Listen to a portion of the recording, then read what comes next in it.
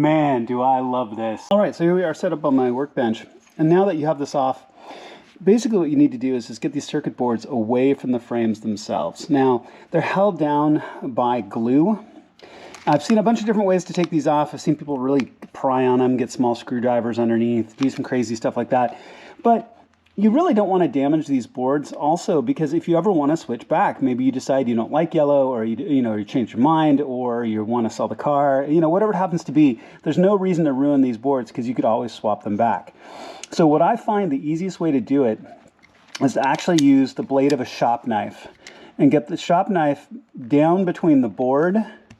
You can see it dig in there a little bit, down between the board and the frame itself. Now, this is going to be, you're going to want to be careful about this. You don't want to cut yourself. Obviously, you don't want to apply too much pressure or break the blade, anything else like that. So it's just going to be a matter of just kind of slowly, carefully working its way down.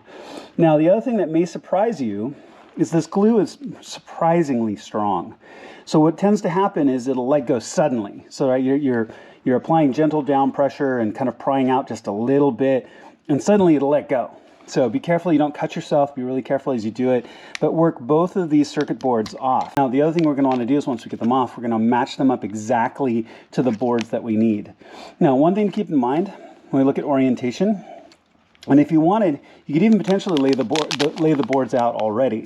Because when you look at it, for example, the small ones, you can tell there's an orientation to the plug and the LEDs themselves. So the plug has to open on the side with the LEDs in this orientation essentially on the top, right? So make sure you pull out the right boards, match them to this before you cut them off.